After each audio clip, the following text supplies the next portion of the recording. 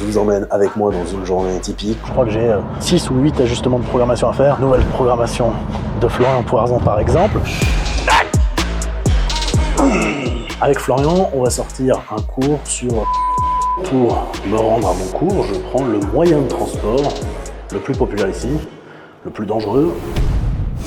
Bonjour à toutes et à tous, nouvelle vidéo 24 heures avec moi. J'avais pas pour but de faire cette vidéo, du moins je ne savais pas si j'allais la faire un jour, mais je sais que c'est quelque chose que beaucoup de personnes apprécient. Si vous êtes coach et que vous démarrez le coaching, ça peut peut-être vous aider à comprendre comment s'organiser dans certaines mesures. Si vous voulez que je fasse une vidéo sur l'organisation et sur mon organisation, en plus de cela, n'hésitez pas à mettre un commentaire à me le demander. Avant toute chose, si vous n'êtes pas abonné, pensez à le faire. Je m'appelle Louis, vous me connaissez sous le nom de The Prep Dad. Je fais du coaching en ligne et je suis formateur en ligne. Et le but à travers ces vidéos, encore une fois, c'est de vous donner des conseils réellement applicables pour votre pratique. Et la vidéo du jour sort un peu de ce sujet-là, dans la mesure où je vous emmène avec moi dans une journée typique. On est mardi 23 juillet 2024, il est 6h35 du matin. Je commence la journée à 5h45. Si je ne commence cette vidéo qu'à 6h35, c'est car j'ai pris le temps de comprendre comment je devais installer mon trépied et faire les choses pour aujourd'hui. Donc, la journée du mardi, comme beaucoup de mes journées, commence tout simplement par des bilans pour les personnes que je coach. Donc, je fais aujourd'hui, je crois, une dizaine de bilans. Après cela, je vais avoir un cours de mandarin. Après cela, j'aurai des appels coaching et mastermind. Le mastermind, c'est une des formations que je dispense. On aura un training push aujourd'hui et d'autres choses qui viendront certainement se greffer. Donc, c'est parti.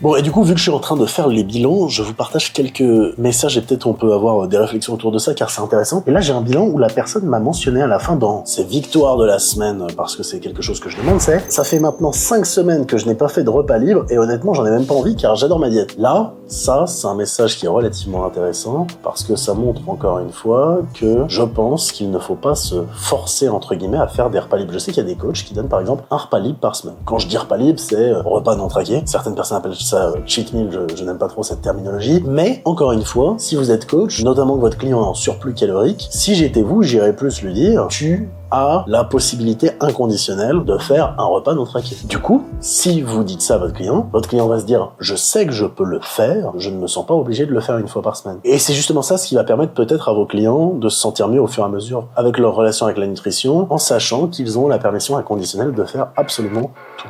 Donc voilà, c'était la petite réflexion autour de cette remarque. Bon, bah du coup, bilan terminé. Il est, je pense, 8h à peu près.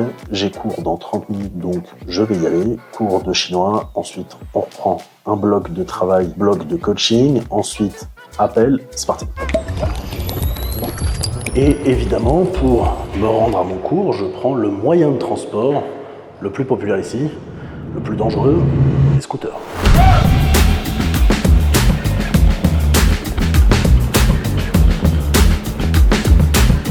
Presque arrivé.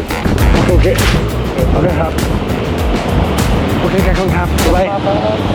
Je suis désolé à mes parents qui ont sûrement regardé cette vidéo et qui trouvent ça très inconscient de rouler sans casque, et je suis totalement d'accord. Et ici, c'est également illégal, hein. Je préfère le mentionner pour les personnes qui viennent. Je crois que c'est une amende de 1000 bahts, c'est-à-dire à peu près 25-30 € si vous roulez sans casque, mais pour une distance courte, lorsque vous n'en avez pas, c'est pratique. Bon, et là du coup il est environ 10h, j'ai fini mon cours de chinois, évidemment c'est quelque chose que je ne peux pas spécialement filmer, et donc là mon but, et c'est comme ça que je travaille, c'est que je fais des blocs de travail. Donc là j'ai un bloc où je vais faire uniquement des ajustements training, donc je crois que j'ai 6 ou 8 ajustements de programmation à faire. Nouvelle programmation de Florian Poirzon par exemple. Je ne travaille pas chez moi, ou du moins j'évite, soit je vais dans un coworking space, soit je vais dans un café, tout simplement parce que ça me permet de ne pas avoir de distraction. J'ai des blocs de travail durant la journée, et ça me permet également de limiter la friction, c'est-à-dire que chaque fois que vous changez de tâche, vous augmentez potentiellement la friction, et votre cerveau il aime pas ça. Si vous faites par exemple des tâches d'affilée qui sont liées au même groupe de choses, vous aurez sûrement plus de facilité à les faire. Donc c'est parti pour faire ça. Le but ça sera de faire ça pendant environ 2 heures. Ensuite je vais faire une pause déjeuner, j'aurai 2 appels ensuite, et après bloc de travail, puis training, puis appel. Bon, du coup, première partie des programmes terminée. Donc vous voyez, là j'ai eu un bloc de travail sans interruption. Et là il est 13h25, j'ai un appel dans 5 minutes, j'ai un autre appel dans 30 minutes. Donc je reprendrai ensuite avec un nouveau bloc de travail qui ne sera pas les programmes d'entraînement, mais création de PowerPoint pour le prochain Mastermind qui sort en fin d'année. Donc je ne peux pas filmer grand chose, mais c'est pour ça que j'étais un peu mitigé vis-à-vis de faire un jour dans ma vie, dans la mesure où finalement là-dessus je peux pas filmer énormément, mais je filmerai tout à l'heure ma séance push que je ferai, je pense, à Muscle Factory. Donc à tout à l'heure.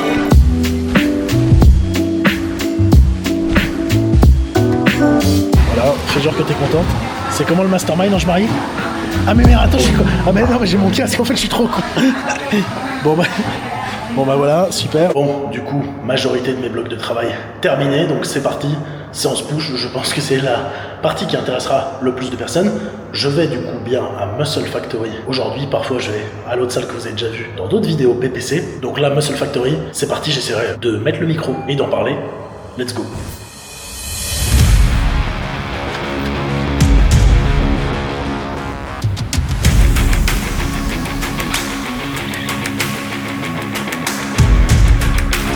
Bon, du coup, bien arrivé à Muscle Factory. En plus, il commence à pleuvoir vu que c'est la saison des pluies ici. Premier exercice, pec deck, je vais faire 3 séries. Là, c'est la dernière d'échauffement. Et ensuite, on y va.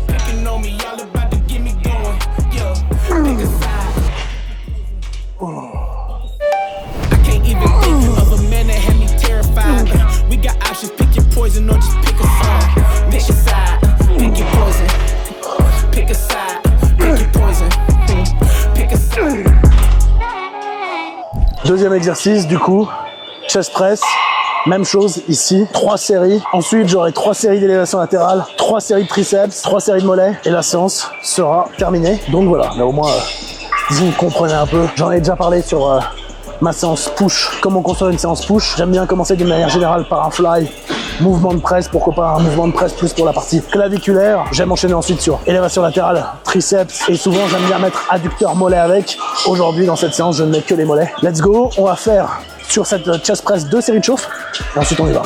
Première série, let's go.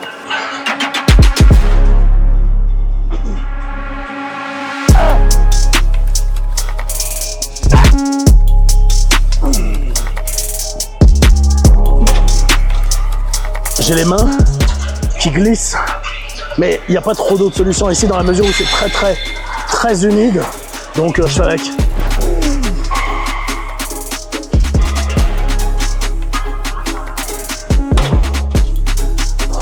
Du coup, troisième exercice de la séance, élévation latérale, nouvelle machine ici à Muscle Factory, c'est une machine Flex Fitness. Normalement, j'utilise des fat grips, vous l'avez vu dans la vidéo à Singapour. J'en ai pas là, il n'y en a pas ici, donc je vais juste serrer mes mains.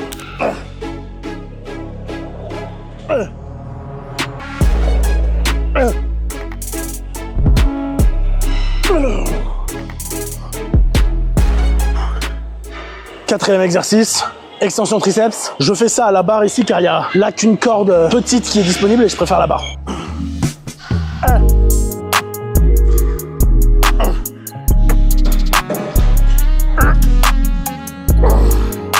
Dernière série, extension triceps.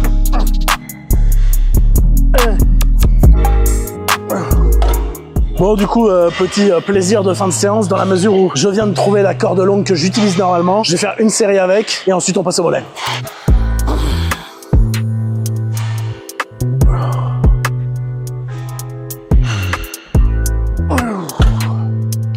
Et vous voyez là sur les dernières reps, on pourrait avoir l'impression, même si vous coachez des gens qui sont pas spécialement à l'échec, mais c'est juste qu'encore une fois, moi je m'arrête à partir du moment où je suis plus capable d'effectuer une extension vraiment complète. Bon, dernier exercice, je viens de m'échauffer dessus dans la mesure où j'ai jamais essayé cette machine. Je la trouve plutôt sympa, donc c'est parti.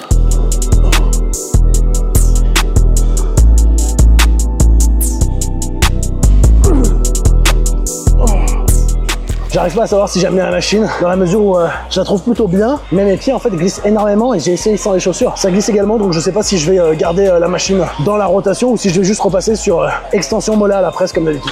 Du coup, séance terminée, je rentre chez moi, j'ai fait une Q&A sur Instagram, donc je vais répondre à certaines questions directement en vidéo, ça clôturera un petit peu la journée. J'espère en tout cas que ça vous plaît jusqu'à la fin.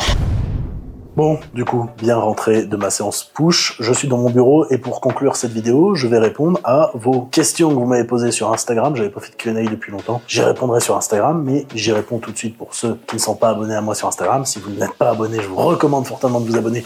Je poste du contenu très régulièrement et surtout des Q&A dès que j'ai le temps. On voit beaucoup de hype autour de la reverse diet, surcotée à la recovery diet.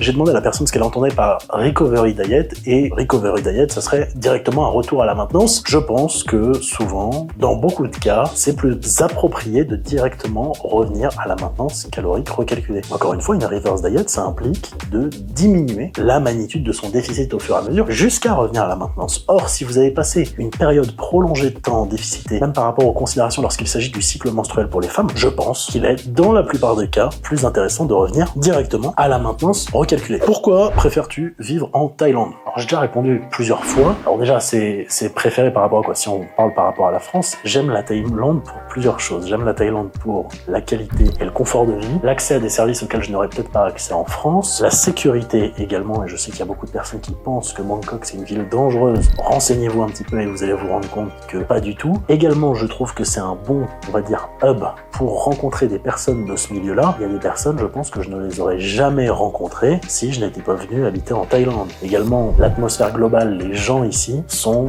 je trouve, beaucoup plus sympas, beaucoup plus accueillants. Certaines personnes viendront me dire « Ah, mais c'est parce que tu es européen ». Bah, je préfère qu'on soit sympa avec moi parce que je suis européen plutôt qu'on ne le soit pas du tout. Ça, c'est encore un autre débat. On peut pas nier le coût de la vie. Après, encore une fois, tout dépend de la manière dont vous décidez de vivre. Et toutes ces choses font que j'aime profondément la Thaïlande. J'aime également d'autres pays d'Asie et d'autres pays, mais c'est vrai que je pense que la Thaïlande, si je suis ici, c'est que c'est mon pays le préféré, ou du moins le pays où je trouve que j'ai le plus d'avantages. Et j'ai une autre question qui était liée à ça, qui est intéressante, c'est si tu avais à choisir un autre pays que la Thaïlande pour y vivre, lequel choisirais-tu? Si j'avais le choix, je pense que je choisirais Singapour. Le coût de la vie est très élevé, cependant il y a une très bonne sécurité, je trouve que le cadre est plutôt sympa, il y a des avantages fiscaux également dans la mesure où les revenus offshore ne sont pas imposés, et donc je trouve que ça fait de Singapour un pays relativement intéressant. Même chose au niveau des banques, c'est un pays relativement intéressant. Au niveau de sa place en Asie, je trouve que c'est relativement bien situé pour avoir accès facilement à d'autres pays d'Asie, donc j'irais dire Singapour. Cependant, obtenir un visa pour Singapour, ou du moins un permis de résidence, c'est relativement compliqué. Pourquoi pas, si un jour j'ai une opportunité de déménager à Singapour, ça pourrait être envisageable. Je pense que c'est le seul pays pour lequel je pourrais changer un petit peu et me dire ah ok, je déménage de Thaïlande pour aller là-bas, sinon je n'en ai, je pense, pas d'autres. Et évidemment, je parle de Singapour et de coût de la vie élevé, mais c'est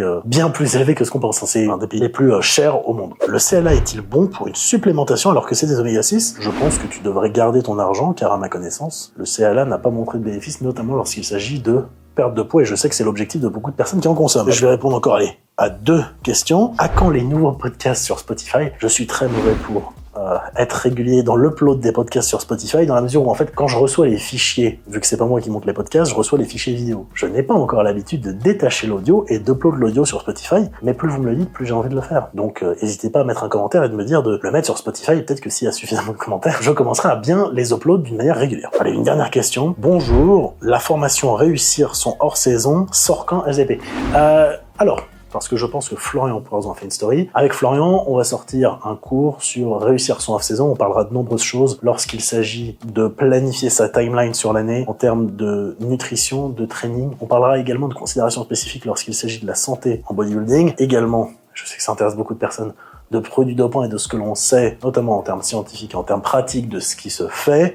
Ça sera quelque chose qui est accessible à tous, abordable. J'irais dire que ça sortira en fin août, je pense, et peut-être d'ailleurs que cette vidéo va sortir mi-août. Donc voilà, j'espère que cette vidéo vous aura plu. J'ai essayé d'être le plus réaliste possible et encore une fois de vous montrer une journée normale, pas vous montrer une journée où je fais mille choses, alors que d'une manière générale, le quotidien de beaucoup de coachs, c'est ça. C'est vous passez la majorité de votre journée à travailler dans votre bureau, vous allez à la salle de sport. J'ai de la chance de pouvoir créer des formations, les animer, donc ça me prend évidemment également beaucoup de temps, également les cours que je fais, les formations à côté. Donc voilà une journée à peu près comme d'habitude. Si vous avez aimé cette vidéo, que vous voulez voir d'autres jours dans ma vie, que ce soit lors des compétitions de mes athlètes plus tard dans l'année ou autre, n'hésitez pas à mettre un commentaire, à vous abonner, à partager cette vidéo. Merci beaucoup et on parle très vite.